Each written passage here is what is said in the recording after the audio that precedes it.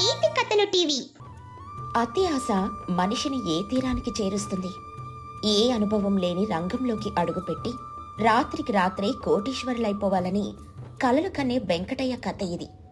తన భార్య సీతమ్మ మాట వినకుండా ఊరి చివరుండే భద్రయ్యతో కలిసి అతను మొదలుపెట్టిన కోళ్ల వ్యాపారం చివరికేమైంది? ఆ కోళ్లు పెట్టిన గుడ్లు వెంకటయ్యకు లాభాలను తెచ్చాయా లేక కొత్త కష్టాలను తెచ్చిపెట్టాయా? అది 1900వ కాలం. ఆ ఊరి పేరు చింతపల్లి. ఊరంతా పచ్చని పొలాలు, ఎడ్ల పండ్ల చప్పుళ్ళు, రావి చెట్టు కింద రచ్చబండలతో కలకలలాడుతూ ఉంటుంది. ఆ ఊరిలో వెంకటయ్య అనే ఒక సామాన్య రైతుండేవాడు. అతనికి కాయా కష్టం చేయడం కంటే ఏదో ఒక తిమ్మిని బిమ్మిని చేసి వ్యాపారం చేసి త్వరగా డబ్బు సంపాదించాలని కోరిక ఎక్కువ. అతని భార్య సీతమ్మ చాలా గడుగ్గాది. ఇంటి పనులే కాకుండా వెంకటయ్య వేసే పిచ్చి వేషాలను ఎప్పటికప్పుడు అడ్డుకుంటూ ఉంటుంది. వెంకటయ్య ఏదో దీర్ఘాలోచనలో ఉండి గోడవైపు చూస్తూ గాలిలో లెక్కలు కడుతున్నాడు. సీతమ్మ లోపల నుండి బియ్యం చెరుగుతూ బయటకొచ్చింది.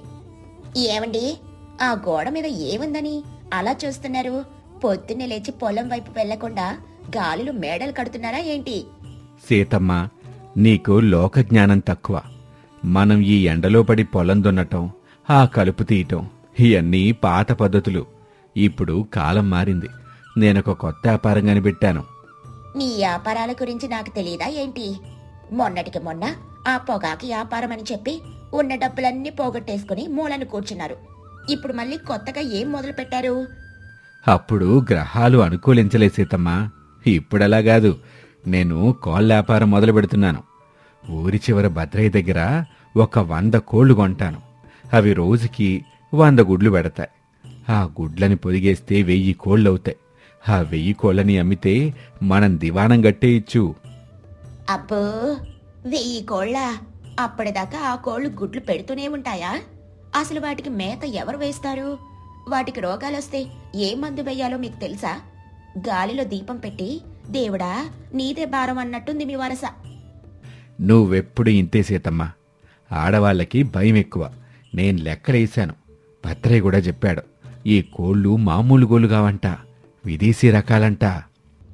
భద్రయ్య చెప్పాడా? వాడి మాట నమ్మారంటే గంగలో దూకినట్టే. వాడు అబద్ధాలకి పుట్టినిల్లు వాడు. వాడు చెప్పే విదేశీ కోళ్ళేంటో నాకు అర్థం కావడం లేదు. అవి మన ఊరి గాలికి తట్టుకుంటాయా? నువ్వాపు సీతమ్మ. నేనెళ్ళి భద్రయ్యని కలిసి ముందస్తుగా కొంత డబ్బిచ్చి వస్తాను. మన పెరట్లో రేకులేయించి కోళ్ళగూడు తయారు చేయి. వెంకటయ్య వెళ్తూ ఉండగా దారిలో అతని స్నేహితుడు సోమయ్య కలిశాడు. సోమయ్య కూడా వెంకటయ్య లాంటి వాడే కాని కొంచెం జాగ్రత్తపరుడు. ఏంటి వెంకటయ్య, ఈ ఎండలో అంత వేగంగా ఎక్కడికి వెళ్తున్నావు? ముఖం వెలిగిపోతుంది. ఏదో పెద్ద గట్టే ఎక్కబోతున్నట్టున్నావే. అవును సోమయ్య, నీకు మాత్రమే చెప్తున్నాను, ఎవరికీ చెప్పకు. నేను కోళ్ళ వ్యాపారంలోకి దిగుతున్నాను. లక్షలు సంపాదించబోతున్నాను. కోళ్ళ బానే ఉంది గాని నీకసలు వాటి గురించి తెలుసా?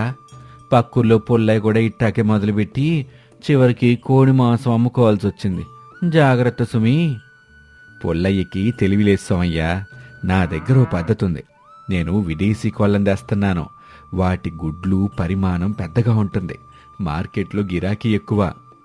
విదేశీ కోళ్ళ? అవి ఏ దేశం నుంచి వస్తున్నాయి వెంకటయ్య? వాటికి ఇంగ్లీష్ మాటలు తెలుసా ఏంటి? సోమయ్య, నువ్వు కూడా మా సీతంలాగే మాట్లాడుతున్నావు. నేను వెళ్ళి భద్రయ్యని గెలవాలి, టైం అవుతుంది. భద్రయ్య తన గడ్డాన్ని నిమురుకుంటూ వెంకటయ్య కోసం ఎదురు చూస్తున్నాడు. భద్రయ్య ఆ ఊరిలో అతి తెలివైనవాడు, మోసగాడని కూడా అంటారు. రా వెంకటయ్య, నీకోసమే చూస్తున్నాను. ఇదిగో ఈ కోళ్ళను చూడు. వీటి రంగు రూపం చూసావా? ఇవి మామూలు కోళ్లుగావు. వీటిని సింగపూర్ నుంచి తెప్పించాను. సింగపూరా? అబ్బో, అందుకే ఈ ఇంత తెల్లగా ఉన్నాయా భద్రయ్య? అయితే ఇటు గుడ్లు కూడా తెల్లగా మెరిసిపోతాయా? మెరిసిపోవడం ఏంటి వెంకటయ్య? ఆ గుడ్ల నుంచి వచ్చే కోడి పిల్లలు పుట్టగానే బంగారు రంగులో ఉంటాయని విన్నాను. వీటి నువ్వు తీసుకెళ్లి పెంచావంటే ఊళ్ళో అందరికంటే నువ్వే ధనవంతుడు అవుతావు. మరి ధరెంత భద్రయ్య? నా దగ్గర ప్రస్తుతానికి 50 వరహాలున్నాయి. 50 వరహాలా? ఈ కోళ్ళు ఒక్కోటి 10 వరహాలు. కాని నువ్వు నా స్నేహితుడు కాబట్టి ఈ 10 కోళ్ళని నీకు 50 వరహాలకే ఇచ్చేస్తాను. ఇది కేవలం నీ మీదున్న అభిమానంతోనే. 10 కోళ్ళేనా భద్రయ్య? 100 ఇస్తావనుకున్నాను. 100 కోళ్ళను నువ్విప్పుడే మేపలేవులే వెంకటయ్య. ముందు ఈ 10 కోళ్ళతో మొదలుపెట్టు. ఇవి గుడ్లు పెట్టడం మొదలెట్టాక ఆ గుడ్లని మళ్ళీ నాకే ఇవ్వు. నేను పొదిగించి పిల్లలిస్తాను. అప్పుడు నీ వ్యాపారం పెరుగుద్ది. సరే భద్రయ్య, ఇదిగో 50 వరహాలు. ఈ 10 కోళ్ళని పట్టుకుని మా ఇంటికి పంపించు. వెంకటయ్య కోళ్లతో ఇంటికొచ్చాడు. సీతమ్మ ఎదురు చూస్తోంది. ఆమెతో పాటు ఆమె స్నేహితురాలు పుల్లమ్మ కూడా ఉంది. ఏంటి సీతమ్మ, మీ ఆయన సింగపూర్ కోళ్లను తెస్తున్నాడట కదా? ఊరంతా ఇదే గోల. ఏం సింగపూరో ఏమో పుల్లమ్మ. ఆ భద్రయ్య గాడు ఏ కోళ్లను అంటగట్టాడో చూడాలి. ఇదిగో వచ్చేశారు మా యజమాని గారు. సీతమ్మా, చూసావా ఈ కోళ్ళు ఎంత అందంగా ఉన్నాయో? పుల్లమ్మ, నువ్వు కూడా చూడు. ఇట్లాంటి కోళ్ళు మన ఊళ్ళో ఎప్పుడైనా చూసావా? పుల్లమ్మ నవ్వుతూ, వెంకటయ్య గారు, ఇవి సింగపూర్ కోళ్ళ లేక మన ఊరి పక్కన ఉన్న ఎరుకుల వారి కోళ్ళ? నాకెందుకో ఇవి మన దేశంలో కోళ్ళలాగే కనిపిస్తున్నాయి. కొంచెం రంగేసినట్టు లేవు కదా? పుల్లమ్మ, నీ కసూయ. నీ దగ్గర ఆవులే ఉన్నాయి గాని కోళ్ళు లేవుగా, అందుకే అట్ట మాట్లాడుతున్నావు. సరే కాని వెంకటయ్య, వీటికి మేత ఏం వేస్తారు? మన దగ్గరున్న ధాన్యం అంతా వీటికే సరిపోతే మనకేం మిగులుతుంది? వీటికి ధాన్యం అక్కర్లే సీతమ్మా. ఇవి స్పెషల్ కోళ్ళు. వీటికి మంచి గింజలు నీళ్లు పెడితే చాలు. రేపటి నుంచి చూడు, ఇవి గుడ్ల వర్షం కురిపిస్తాయి. గుడ్ల వర్షమా? సరేలే, అప్పుడు చూద్దాం. ముందు వాటికి ఆ గూట్లో పెట్టి తాళం వేయండి, లేకపోతే రాత్రికి నక్కలెత్తుకుపోతాయి.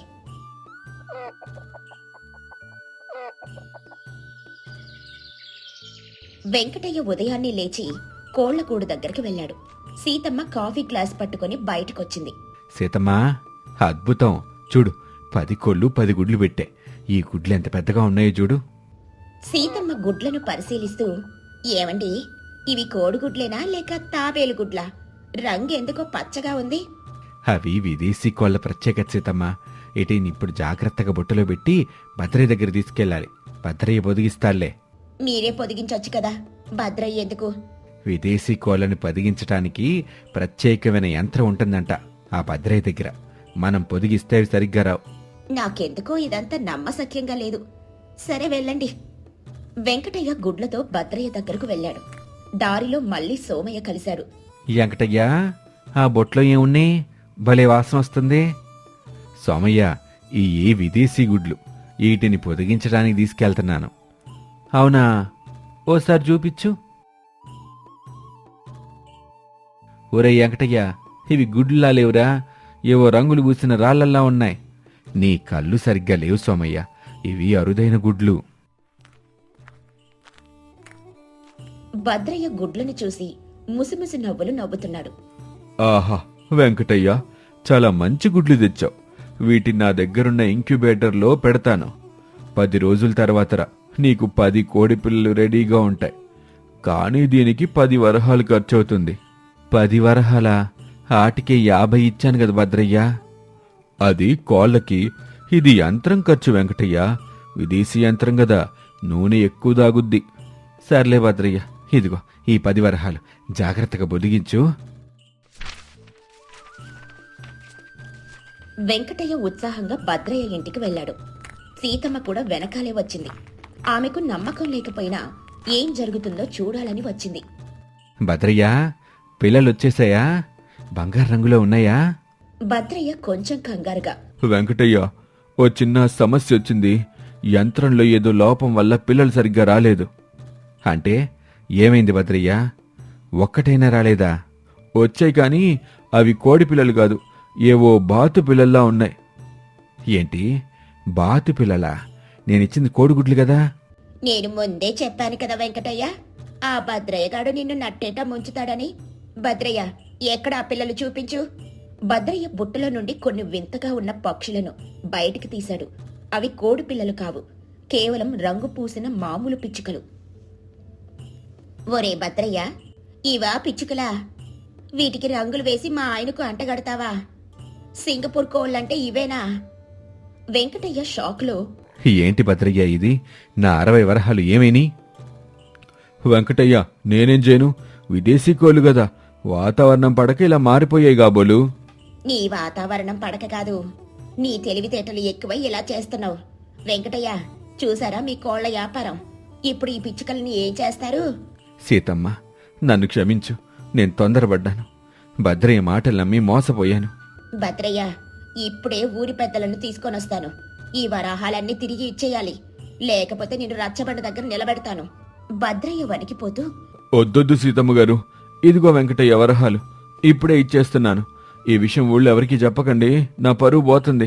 పరువు గురించి నువ్వు మాట్లాడుకు భద్రయ్య. ఇంకోసారి ఇలాంటి పనులు చేస్తే ఊర్లో ఉండనివ్వను. వెంకటయ్య తన వరాహాలతో ఇంటికొచ్చాడు. సీతమ్మ అతనికి ఒక గ్లాస్ మజ్జిగిచ్చింది. సీతమ్మ, నీ తెలివితేటలు గొప్పై. నువ్వు లేకపోతే నేను ఈరోజు రోడ్డును పడేవాణ్ణి.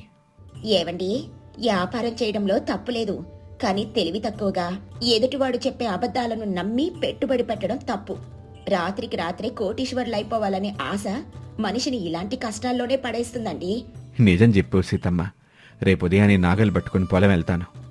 మనకి ఆ భూమి తల్లిచ్చే లాభమే నిజమైన లాభం.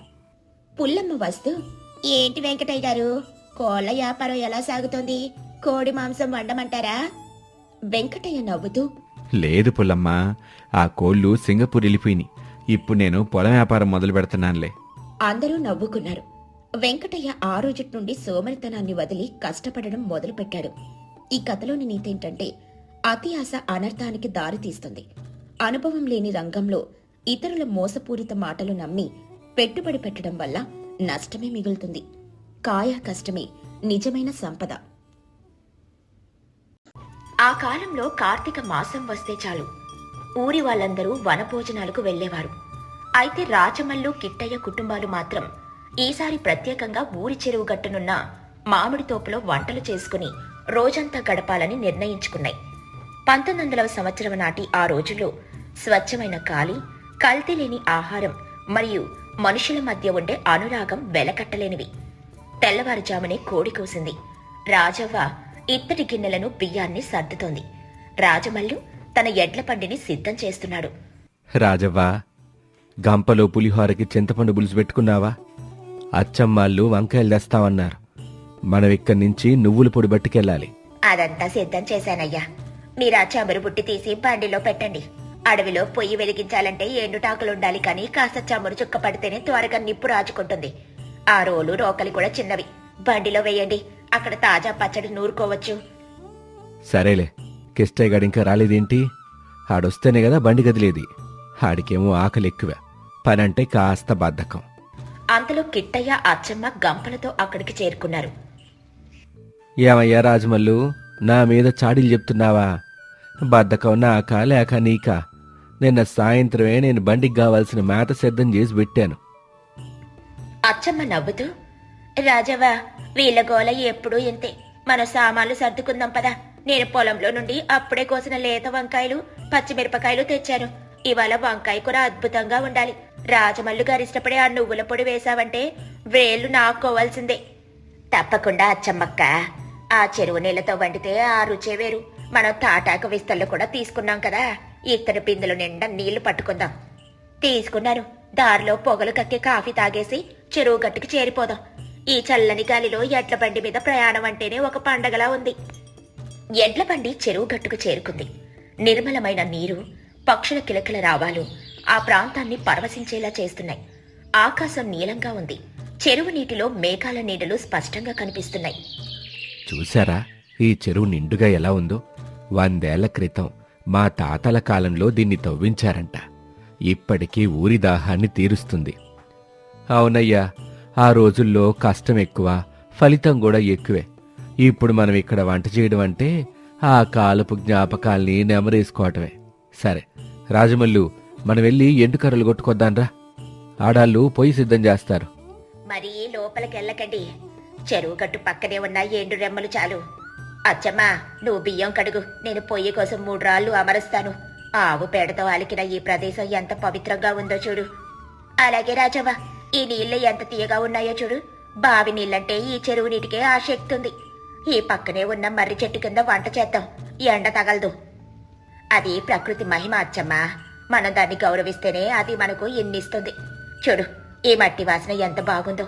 ఈ గాలిలో ఒక రకమైన స్వచ్ఛత ఉంది. అది మన ఊపిరితిత్తులకు కూడా ఆరోగ్యం. అవును రాజవ్వ, కానీ ఈ మధ్య ఊరిలో కొందరు ఈ చెరువు నీటిని వృధా చేస్తున్నారు. అది చూస్తుంటేనే బాధగా ఉంటుంది. మొన్న రంగప్ప తన ఎడ్లను నేరుగా నీటిలోకి తోలాడు. ఒడ్డున కడిగితే సరిపోదా? అందుకే ఇవాళ మనం ఇక్కడికి వచ్చింది. వంట చేస్తూ నలుగురికి ఈ నీటి విలువ చెప్పాలి. మనం చేసే ప్రతి పనిలో ఒక బాధ్యత ఉండాలి అచ్చమ్మ. పొయ్యి వెలిగింది. పొగ గాలిలోకి వ్యాపిస్తుంది. బియ్యం ఉడుకుతుంటే ఆ వచ్చే వాసన రాజమల్లును ఆకర్షించింది. రాజమల్లు ఆకలి తట్టుకోలేక అటూ ఇటూ తిరుగుతున్నాడు. రాజవ్వా, అన్నం వాసన వచ్చేస్తుంది. ఓ పక్క ఆకలి దంచేస్తుంది. ఇంకెంతసేపు పట్టుద్ది? అప్పుడే ఆకలా? ఇంకా వంకాయ కూర అవ్వాలి, పప్పుచారు మరిగించాలి. అప్పటిదాకా ఆ గట్టు మీద కూర్చొని కిట్టయ్యన్నతో ముచ్చట్లు చెప్పుకోండి. ముసలి వయసు వచ్చే కొద్దీ ఓపిక తగ్గకూడదు, పెరగాలి. ముచ్చట్లు కాదు రాజమల్లు, నాకు ఆలోచన వచ్చింది. ఈ తోపులో చాలా సీతాఫలాల చెట్లున్నాయి. మనం వెళ్ళి కొన్ని పళ్ళు కోసుకొద్దాం. భోజనం అయ్యాక తింటే భలేగా ఉంటది. మంచి మాట చెప్పావు అచ్చమ్మా. మేము అటు వెళ్తున్నాం. ఈలోపు నువ్వా నువ్వులు పొడేసి వంకాయ కూర గానివ్వు. వెళ్ళండి వెళ్ళండి, కానీ జాగ్రత్త. అక్కడ ముళ్ళ పొదలుంటాయి. రాజమల్లి గారు, ఆ పళ్ళ పుట్ట తీసుకెళ్ళండి. రాజవ్వ, వీళ్ళకి ఎన్ని పళ్ళు కోసినా తరవే తీరదు. కొంతసేపటి తర్వాత రాజమల్లు కిట్టయ్య పళ్ళతో తిరిగొచ్చారు. అబ్బా, ఈ పళ్ళు ఎంత తీగున్నాయో! ఒక్కటి తిని చూశాను, తేనెలాగా ఉంది. రాజవ్వ నవ్వుతూ, వంట కాకముందే మొదలు పెట్టారా?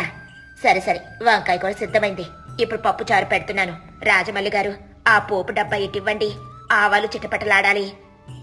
ఇదిగో రాజవ్వ, అసలు ఆవాలు జీలకర్ర వేయగానే వచ్చే ఆ శబ్దం వింటేనే సగం కడుపు నిండిపోతుందనుకో.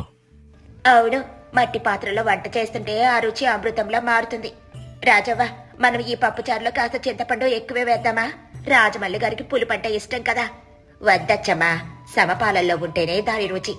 ఏది ఎక్కువైనా అసలు రుచి పోతుంది. జీవితం కూడా అంతే కదా.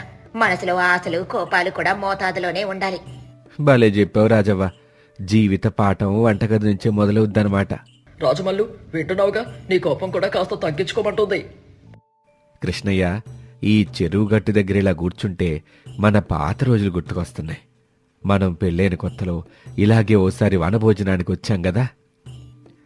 ఎట్టా మర్చిపోతాను రాజమల్లు. అప్పుడు మన తండ్రులు కూడా ఉండేవాళ్ళు. వాళ్ళు నేర్పిన క్రమశిక్షణే ఇవాళ మనల్ని ఇట్టా ఉంచింది. పెద్దల మాట చద్ది మూట అంటారు, ఊరికేనా? నిజమేనన్నయ్య, ఇప్పుడు మన వయసు వాళ్ళందరం కలిసి ఇలా ఉండడం చూస్తుంటే పాత రోజులే బాగున్నాయి అనిపిస్తుంది. కాల్మషం లేని మనసులు, స్వచ్ఛమైన ఆహారం. ఊరిలో ఎవరికి కష్టం వచ్చినా అందరూ వెళ్లేవారు. అన్నం మార్చాను. అచ్చమ్మా, పులిహోర కలిపేద్దాంరా. ఆ తిరగమూతలో ఎండుమిర్చి వేస్తే ఆ ఎరుపు రంగు ఎంత అందంగా ఉంటుందో. ఆ నిమ్మరసం వాసన వస్తుంటేనే నోరూరుతోంది. రాజవ్వ, నువ్వు పులిహోర కలుపుతుంటే నీ చేతి గాజుల శబ్దం కూడా ఒక సంగీతంలా ఉంది. ఈ తోపులో గాలి, నీ చేతి వంట, ఎంత అదృష్టం. రాజవ్వ సిగ్గుపడుతూ, పోవే అచ్చమ్మ, నీకన్నీ వేళా కోలాలి. సరే, భోజనాలు వడ్డించే సమయం అయింది. రాజమల్లి గారు, ఆ విస్తరాకులు తడిపి తీసుకురండి. మనం చెరువు గట్టు మీద ఆ నీడలో కూర్చొని తిందాం. భోజనం చేసేటప్పుడు అందరూ ఒకచోట కూర్చున్నారు. విస్తళ్లలో వడ్డించిన వంటలు ఆకలిని పెంచుతున్నాయి. తెల్లని అన్నం, పసుపు పచ్చని పులిహోర, వంకాయ కూర, పప్పుచారు అన్నీ చూస్తుంటే కడుపు నిండినంత ఆహా, ఈ వంకాయ కూర రుచి ముందు ఏ పండగ భోజనమైనా దిగదుడిపే. రాజవ్వ, నీ చేతిలో ఏదో మంత్రం ఉంది. అది నా మంత్రం కాదు రాజమల్లి గారు. మనం పండించిన వంకాయలు, ఈ చెరువు నీరు, మీ అందరిపైన ఉన్న ప్రేమ, ఇవే ఈ రుచికి కారణం. ప్రేమతో వండితే గంజినీళ్ళైనా అమృతంలా ఉంటాయి. నిజమే. కానీ రాజవ్వ, ఇందాక నువ్వు జీవితం గురించో మాట అన్నావు కదా, దాని గురించి కాస్త వివరించవా? ఏం లేదన్నయ్య, ఇప్పుడు మనం ఈ వంటలో ఉప్పు, కారం, చింతపండు అన్నీ ఎలాగైతే సరైన పద్ధతిలో వేస్తామో, మనిషి జీవితంలో కూడా కోపం, ప్రేమ, పొదుపు, దానం అన్నీ సరైన మోతాదులో ఉండాలి. ఒక్కటెక్కువైనా జీవితం గందరగోళం అవుతుంది. అతిగా ఆశపడితే ఉన్నది పోతుంది. అతిగా కోప్పడితే బంధాలు తెగిపోతాయి. ఎంత గొప్ప మాట చెప్పావే రాజవ్వ. మా ఇంటి పక్కన రంగం ఉంది కదా, ఆమెకు అన్నీ ఉన్నా పిసినారితనం ఎక్కువ. దానివల్ల ఆమె సంతోషంగా లేదు. ఇతరులను ఉండనివ్వదు. తన కూరల్లో కూడా ఉప్పు తగ్గిస్తుంది, డబ్బు మిగులుతుందని. అవును, రాజమౌళి లాంటి వాడు దాన ధర్మాలు చేస్తూ అందరినీ కలుపుకుపోతాడు కాబట్టే ఊళ్ళో ఇంత గౌరవం ఉంది. డబ్బు ఉండటం ముఖ్యం కాదు, అది 10 మందికి ఉపయోగపడడం ముఖ్యం. కృష్ణయ్య, నాకో విషయం అర్థమైంది. ఇవాళ మనం ఇక్కడ వంటలు చేసుకొని తింటున్నామంటే దానికి కారణం ఈ ప్రకృతి. ఈ చెరువు ఎండిపోతే మన బతుకులేమవుతాయి? అందుకే మనం ఈ నీటిని కాపాడుకోవాలి. అదే నైతికత అంటే. మనకు సహాయం చేసిన వస్తువునైనా మనిషినైనా మనం మర్చిపోకూడదు. ఈ చెరువు మనకి తల్లి లాంటిది. మన అవసరాలకు వాడుకోవాలి, కానీ దాన్ని నాశనం చేయకూడదు. చెరువు చుట్టూ ఉన్న చెట్లను నరికితే రేపు నీడుండదు, నీరు నిలవదు. రేపు ఊరి రచ్చబండ దగ్గర అందరికీ ఈ విషయం చెప్దాం. చెరువును శుభ్రంగా ఉంచుకోవాలని, వృధా చేయకూడదని మగవాళ్ళంతా నిర్ణయం తీసుకోవాలి. ఆడవాళ్ళం కూడా బట్టలు ఉతికేటప్పుడు నీటిని కలుషితం చేయకుండా జాగ్రత్త పడదాం. తప్పకుండా అచ్చమ్మ. రాజమల్లు, మనం రేపే ఈ పని మొదలు పెడదాం. ఊరి పెద్దలందరినీ పిలిచి చెరువు బాగు చేయడం గురించి మాట్లాడదాం. మనకంటే పెద్దవారు కూడా ఉన్నారు, వారి సలహాలు తీసుకుందాం. అవును కిట్టయ్య, మనం చేసే ఈ పని వల్ల మన తర్వాత తరానికి ఒక మంచి వాతావరణం ఇచ్చిన వాళ్ళం అవుతాం. అది మనం చేసే అతిపెద్ద ధర్మం. భోజనాలు ముగిశాయి. సీతాఫలాలు కూడా తృప్తిగా తిన్నారు. సామాన్లన్నీ కడిగి మళ్లీ బండిలో జాగ్రత్తగా సర్దారు. సూర్యుడు పడమరకు వాలుతున్నాడు. ఆకాశం నారింజ రంగులోకి మారుతుంది. రాజవ్వా, సామాన్లన్నీ సర్దావా? ఏది వదిలేయలేదు కదా? ఆ చింతపండు డబ్బా పట్టుకున్నావా? అన్నీ సర్దాను, కాని ఒక్కటి మాత్రం ఇక్కడే వదిలేస్తున్నాను. మర్చిపోయి కాదు, కావాలనే వదిలేస్తున్నాను. ఏంటిది రాజవ్వా? ఏదైనా గిన్నె మర్చిపోయావా? లేక ఆ రోలు ఇక్కడే ఉంచేద్దామా? లేదండయ్యా, మన మనసులోని కల్మషాన్ని, ఇన్నాళ్ళు అలసటను ఇక్కడే వదిలేసి ప్రకృతి ఇచ్చిన కొత్త ఉత్సాహాన్ని, స్వచ్ఛమైన ఆలోచనలను ఇంటికి తీసుకెళ్తున్నాను.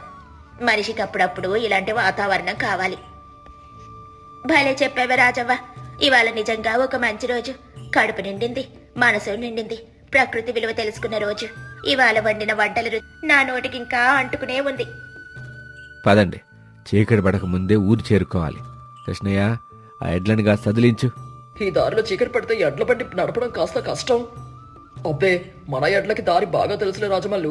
అవి కూడా ఇవాళ మంచి గడ్డి తిన్నాయి, ఉత్సాహంగానే ఉన్నాయి. బండి మెల్లగా కదులుతుంటే ఆనాటి స్వచ్ఛమైన పల్లెటూరి సంస్కృతికి అద్దం పడుతుంది. మనిషి ప్రకృతితో మమేకమైతే ఎంత ప్రశాంతంగా ఉండొచ్చో ఆ ప్రయాణం నిరూపిస్తోంది. ఈ కథలోని నీతి ఏంటంటే, ప్రకృతిని గౌరవించడం, అందరూ కలిసిమెలిసి ఉండడం, జీవితంలో సమతుల్యత పాటించడం వల్ల మనిషికి నిజమైన సంతోషం లభిస్తుంది. ధనం కంటే సంస్కారం, స్నేహం మరియు పర్యావరణ స్పృహ మిన్న. మనం ప్రకృతిని కాపాడితే అది మనల్ని కాపాడుతుంది.